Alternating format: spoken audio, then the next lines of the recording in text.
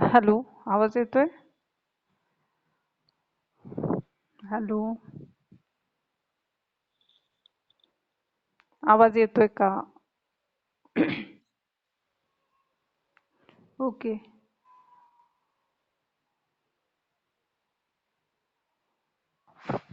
There are only 10 participants. Where are the others?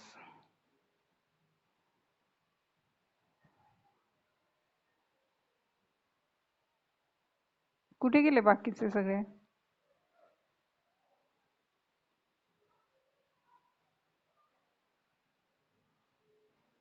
Hello, lecture संपलं नाहीये का अगोदरचं?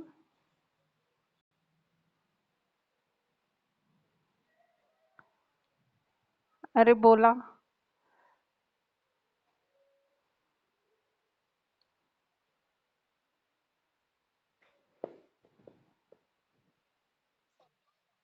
मग बाकीचे कुठे आहेत? तुम्ही सगळे विंटरचे आहेत ना? विंटर बॅचचे आहेत होते. समरचे कोणीच नाही आहेत. अभ्यास करतात आहे काय second इयरचा?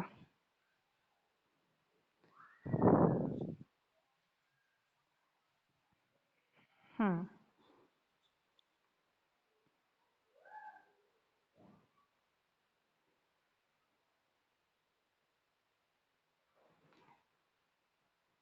Okay, now I will start the lecture. चलो.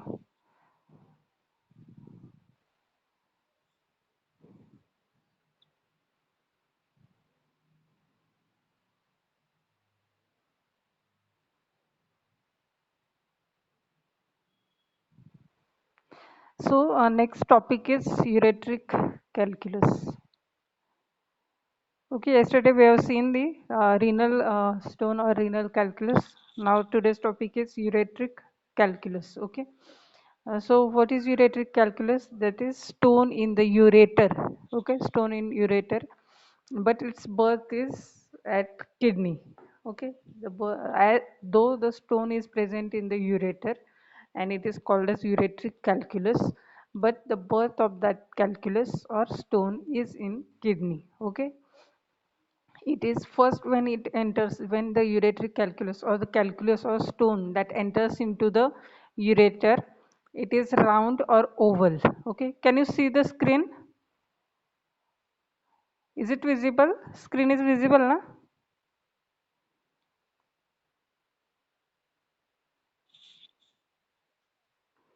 Okay. When the stone enters into, okay, the birth of the ureteric calculus is in kidney, and when it enters from in the ureter from kidney, it is round or oval on entering the ureter. Okay, when it enters into ureter, it is round or oval shape, and when it is arrested in ureter, okay, when it gets arrested in ureter, it becomes elongated and enlarged. Okay, the shape of that stone will be elongated and it is enlarged. Okay, it will take the shape of like a tube, like a ureter. Okay, 90% of ureteric calculus they are single. Okay, once again, I will explain the ureteric calculus. The stone is in ureter, that is called as ureteric calculus. But the birth of this ureteric calculus is in kidney. When it enters in ureter, when that stone enters in ureter, it is round or oval shaped. But when it is arrested in ureter, at any site in the ureter, then it becomes elongated and enlarged. It will take the shape of ureter, or like it will look like a tube, like a elongation. It will be elongated and enlarged, and 90% of ureteric calculus they are single. Now the clinical features, when a stone descends in ureter, okay, when it descends in ureter, there will be attack of ureteric colic. Okay, during descent of the stone in ureter, there will be attack of ureteric colic. Okay, it is repeated till the stone is ejected into the bladder. There will be repeated attack of ureteric colic, until it is ejected into the bladder or it is impacted in the ureter. Okay. So first symptom is there will be ureteric colic, or you can say a pain. Uh, Pain will start when the stone will descend. Okay, it starts descending, then pain will start, but the pain will be stopped, or the ureteric colic will be stopped until it is ejected into the bladder, or when up till it is impacted into the ureter. Okay, and there are five anatomical narrowings where the stone can be impacted. So first site where the stone can be impacted is pelviureteric junction. Then second site is crossing the iliac artery, where the ureter is crossed by an iliac artery. At that site the stone can be impacted. Then third is juxtaposition of broad ligament or vas deferens. Next is entering the bladder wall. When the stone ureter enters into the bladder wall, at that site there will be impaction of stone. And last one is ureteric orifice. These are the five anatomical narrowings when where the stone can be impacted. Okay, this is the diagram that shows the five anatomical narrowings. The first one is uretropelvic junction. Is uretropelvic junction, that is the junction between the renal pelvis and ureter. This one. Then second one is crossing the iliac artery, the ureter, where the iliac artery crosses. At that site, there will be impaction. Then third site is juxtaposition of vas deferens or broad ligament. That is the third site. And next fourth one is entering the bladder wall. This is the bladder wall where the ureter enters into the bladder wall. At that site there may be impaction. And last one, the fifth one is ureteric orifice, where the ureter opens into the urinary bladder. At that site there may be impaction. These are the five sites of stone impaction. These are the normal anatomical narrowings. The ureters are narrowed uh, at these five sites, and the stone can be impacted. Okay.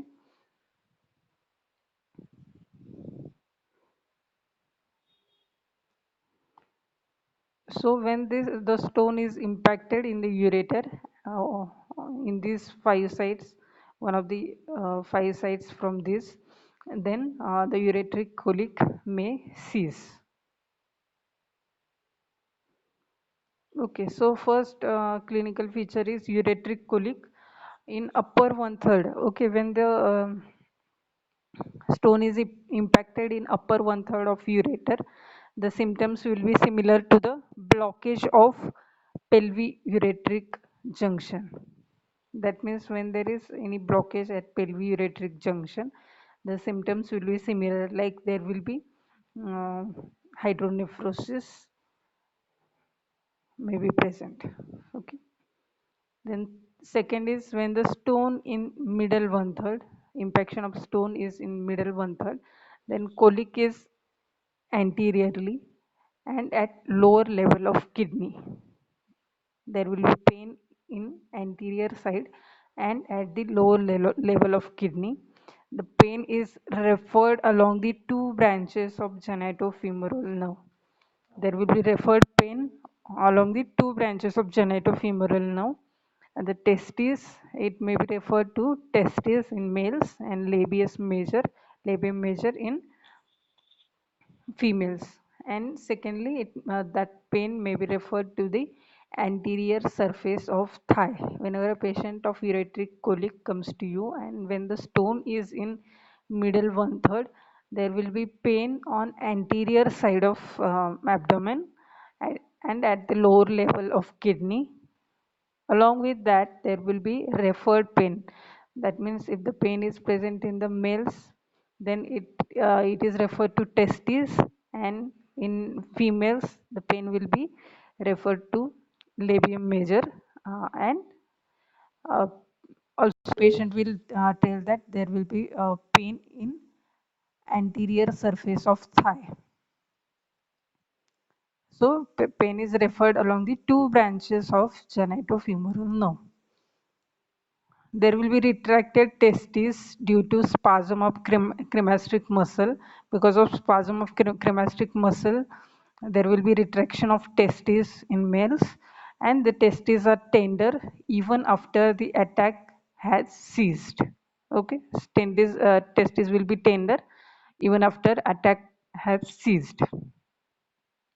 Then when the stone enters in intramural portion of ureter, the pain is referred to the tip of penis. Okay, when the stone enters into the intramural portion of ureter, that means in the wall of, when the ureter enters into the wall of urinary bladder, at that site, if the stone enters, then pain will be referred to the tip of penis, and there will be strangury in both the sexes.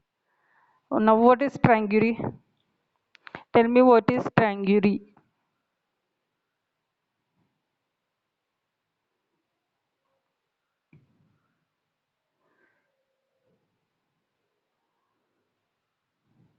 Yesterday I have told you about strangury.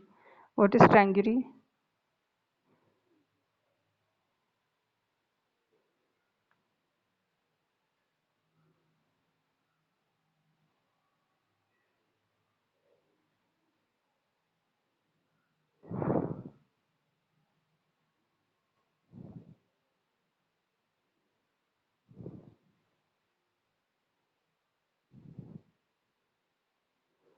Okay. Yesterday I have told you strangury, it is due to stone in intramural region. When the stone is in intramural region, that is, there will be passage of few drops of blood-stained urine after painful straining. There will be painful straining, and there will be passage of few drops of blood. Okay, कळालं का what is strangury? Passage of few drops of blood stained urine after painful straining.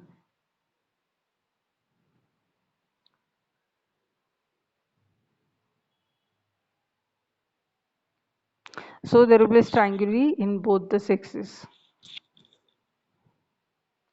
Then next one is impaction.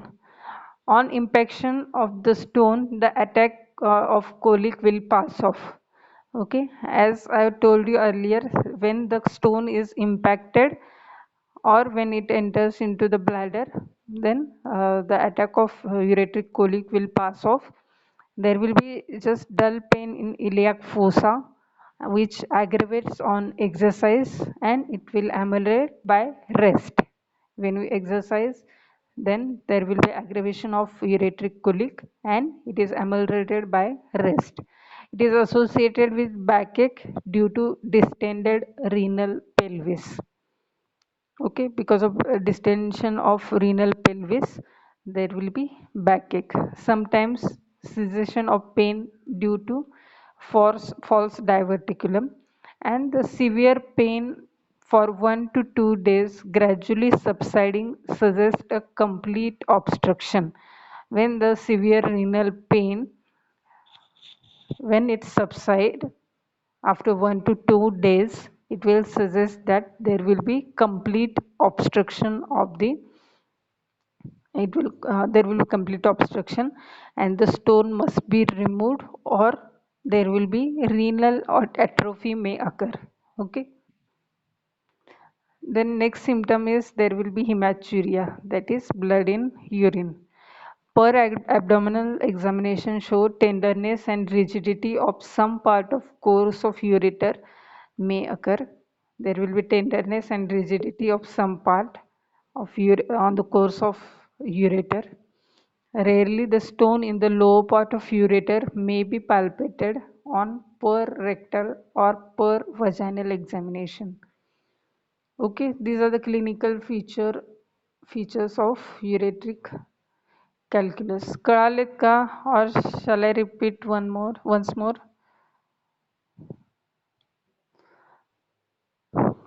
समजलंय का की परत एकदा explain करायचंय?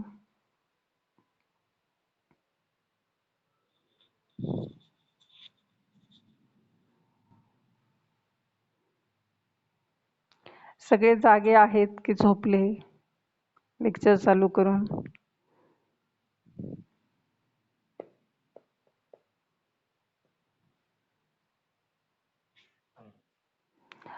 परत repeat करायचे एकदा समजलं नसेल तर?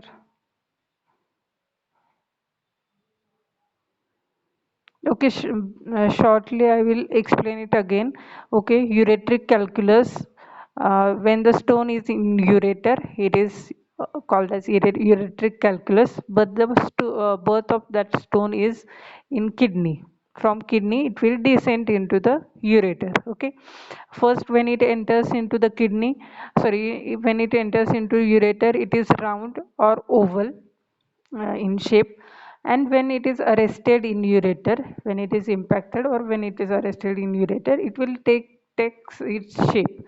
That means it will become elongated and enlarged. 90% of ureteric calculus, they are single. The clinical features are there will be ureteric colic. When the stone descends, when it descends in ureter, the attack of ureteric colic will start. Repeated, and this ureteric colic will be repeated till the stone is ejected into the bladder. When the stone is ejected into the bladder, then only the ureteric colic will stop, or when it is impacted into the ureter only. When the stone is impacted into the ureter, then the ureteric colic will stop. Okay. Then there are 5 anatomical narrowings where the stone can be impacted. First one is pelviureteric junction, that is between pelvis, renal pelvis and ureter. Then where it is, second one is where it crosses the iliac artery. Then third one is juxtaposition of broad ligament or vas deferens. Then next is when it enters into the bladder wall, and last one is ureteric orifice, where the ureter opens into the urinary bladder. So first symptom is ureteric colic when the in upper one third, a stone in upper one third of ureter produce symptoms identical with those of stone blocking the pelviureteric junction. Okay. Then when a stone or calculus enters into the lower one third of ureter or middle one third of ureter, it will produce a colic that is in the anterior side and at lower level of kidney. The pain is referred along the two branches of genitofemoral nerve, that is in the pain is referred to testes in males and labium major in females, and the pain may be referred to the anterior surface of thigh. There will be retracted testes due to spasm of cremasteric muscle, and the testes are tender even after the attack has ceased. And when the stone enters into the intramural portion of ureter, the pain is referred to the tip of penis. There will be strangury in both the sexes. Strangury means there will be passage of few drops of blood after painful straining. Then secondly, impaction. On impaction of stone, the attack of colic will pass off, and there will be dull pain in iliac fossa, which aggravate on exercise, and it will ameliorate by rest. Then it is associated with backache due to distended renal pelvis. Sometimes the cessation of pain due to false diverticulum. Okay. Then there is severe renal pain for 1 to 2 days, gradually subsides, suggests that complete obstruction. Okay, patient may have severe renal pain for 1 to 2 days and gradually it subsides, and that will suggest that there is complete obstruction. Then stone must be removed when there is complete obstruction. The stone must be removed or there will be renal atrophy may occur. Then there is hematuria, that is blood in urine. Per abdominal examination, there will be tenderness and rigidity of some part of course of ureter, and rarely stone in low part of ureter may be palpated on per rectal or per vaginal examination. Then differential diagnosis is, it is sometimes difficult to distinguish between right ureteric colic and acute appendicitis because the pain is in right iliac fossa. In acute appendicitis, there will be pain in right iliac fossa, and if patient is having right ureteric colic, then then also there will be pain. As we have seen, there is pain in dull pain in right iliac fossa. So when the stone is right sided, or when the stone is in right ureter, and then there will be pain in right iliac fossa. So it is difficult to distinguish between right ureteric colic and acute appendicitis. So you have to investigate that patient accordingly.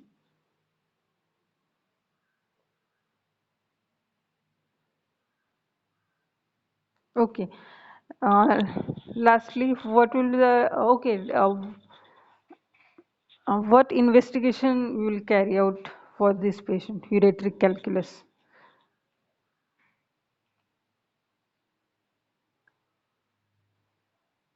Which are the investigation that should be carried out for ureteric calculus?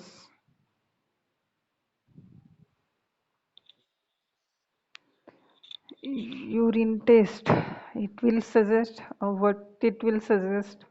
For ureteric calculus के लिए क्या करेंगे, कौन सा investigation करेंगे?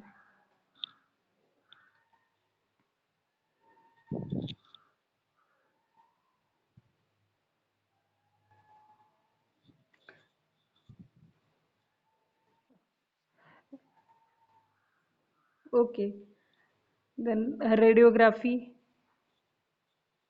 radiological examination you have to carry out. um, in radiography there will be occasionally a typical elongated shadow in the line of ureter that will confirm the diagnosis, but more often either no shadow is seen, and because of a smaller size of stone. Okay, if the stone is smaller size, it may be misdiagnosed. So you have to go for intravenous urography. Okay, so investigations include a radiological examination, then intravenous urography,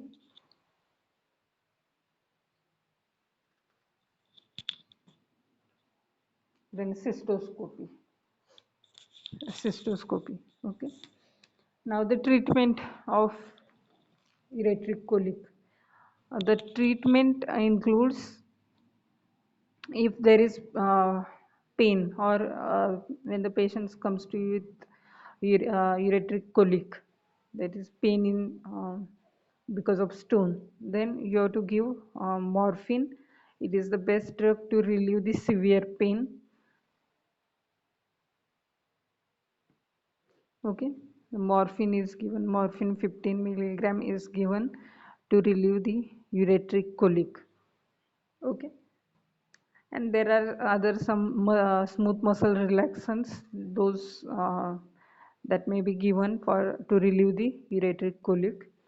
And for stone, the treatment for stone is you have to remove the stone, then only patient will get relief. And there are some criteria to remove the stone. First is when there is repeated attack of colic, produce no advance of stone, or when the stone is enlarging but not moving. The next one is complete obstruction of kidney that occur. or there will be hydronephrosis, that is increasing, or when the urine is infected. And last one is stone. The stone when first seen is thought to be too large to pass. Okay, these are the criterias for removal of the stone, or the removal of stone may require these criterias. When there is repeated attack of colic, when the stone is enlarging but not moving, when there is complete obstruction of kidney, or there will be hydronephrosis, that is increasing. Next one is when the urine is infected, and lastly the stone when the first seen is thought to be too large to pass, when the stone is too large to pass through the ureter.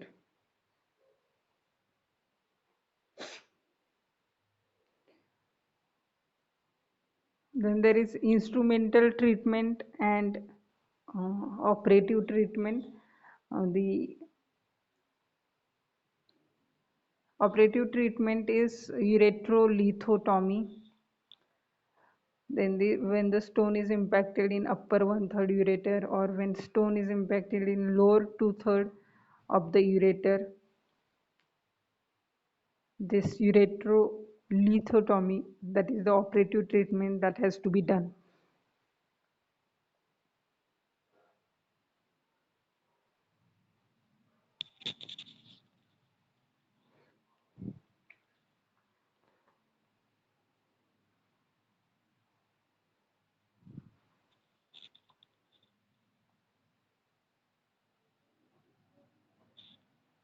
And the instrumental treatment that includes ureteric catheterization.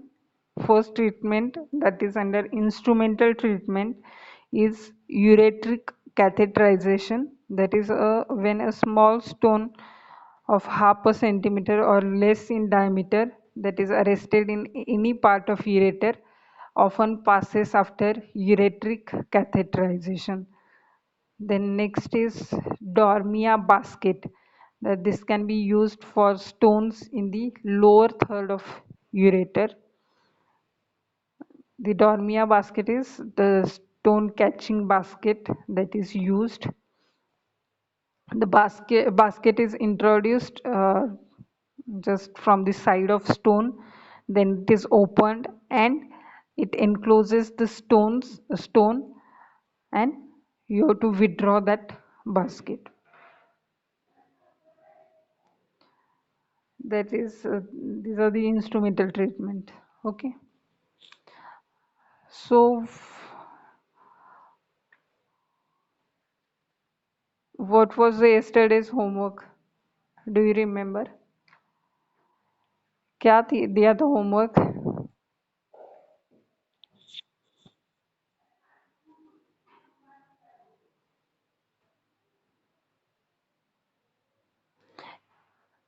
पढ़ा क्या किसी ने? What is pylolithotomy?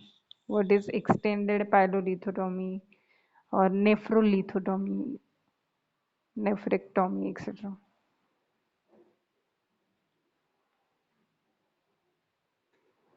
पढ़ा कि नहीं पढ़ा?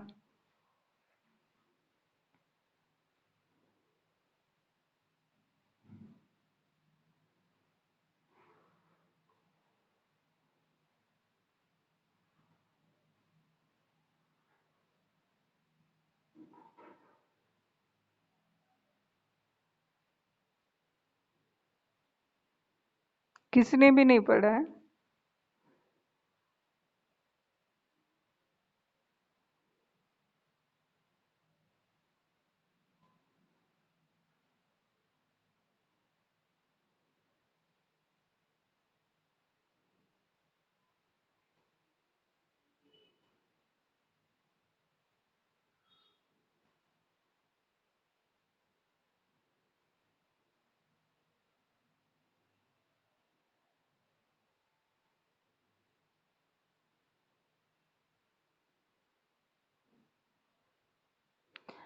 Hello,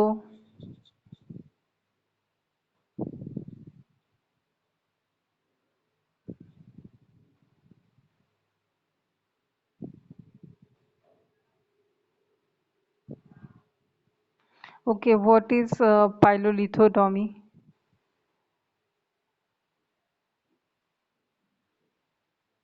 Okay, this pylolithotomy is indicated when the stone is in renal pelvis. When the stone is present in renal pelvis, then this operative procedure is done, that is pylolithotomy.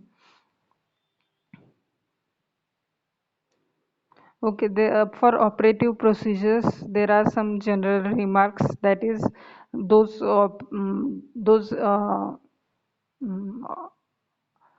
features that are done in all the procedures, all the following procedures. That is, the incision that is taken via a lumbar. The lumbar incision is taken and the kidney is exposed and it is mobilized, and then only these procedures are carried out, like pylolithotomy or extended pylolithotomy or nephrolithotomy or partial nephrectomy or nephrectomy. Okay, uh, that is the general remark for the operative treatment. The pylolithotomy is indicated when the stone lies in renal pelvis.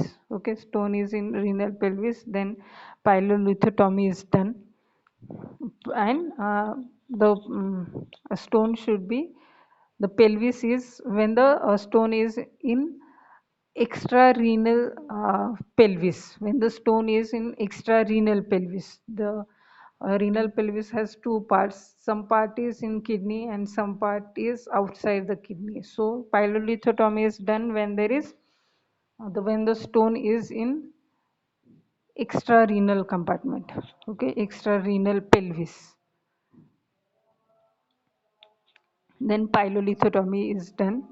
Then other procedure, second procedure, extended pylolithotomy. That means it is done when the uh, stone is in renal pelvis but the part which is in kidney. Okay, that is extended pylolithotomy. Next one is nephrolithotomy. It is frequently indicated if extended pylolithotomy is employed. It may be necessary when there has been previous surgery with adhesions, making approach to the pelvis is difficult. When there is previous extended pylolithotomy is done and there will be adhesions that are formed, for those persons this nephrolithotomy is done. And lastly, partial nephrectomy. Nephrectomy means you have to remove the some part of kidney. Okay, the when partial nephrectomy is done when the stone is in lowermost calyx. When the stone is in lowermost calyx, then partial nephrectomy is done, and it is a common position of that stone, that is lowermost calyx. And when there is considerable damage to the calyx, as in multiple stones, then you have to if there is damage to the calyx, then you have to remove the lower part of kidney. That is lower partial nephrectomy is the operative procedure.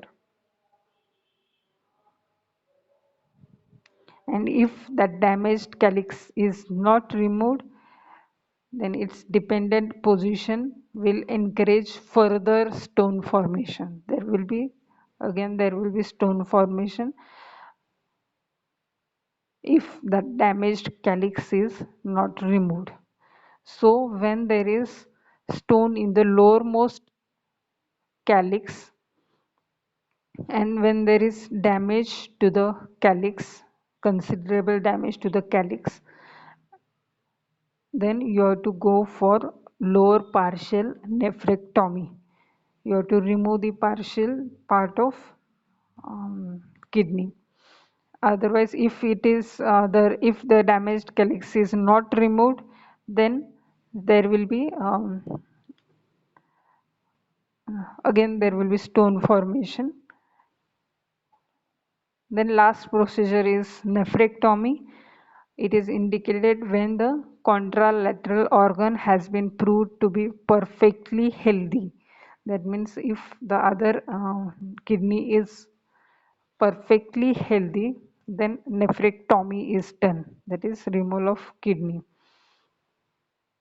And a stone or stones have destroyed much of the renal parenchyma. Okay. So there are two indications of nephrectomy. When the other sided kidney is, that means the contralateral kidney is healthy enough, and when the stone or stones that may destroy the much of the renal parenchyma, then the operative procedure that is done, that is nephrectomy, that is removal of kidney.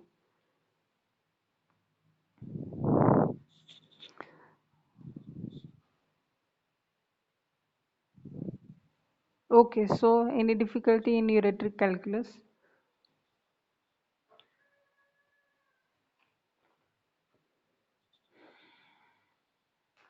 समजले का?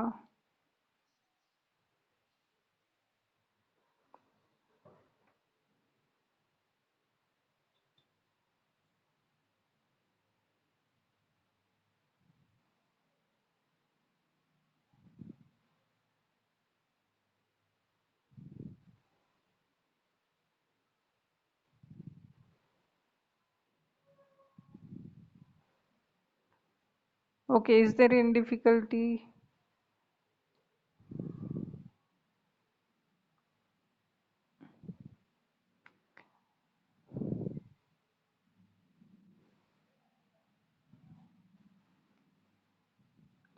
Okay, I will stop here today.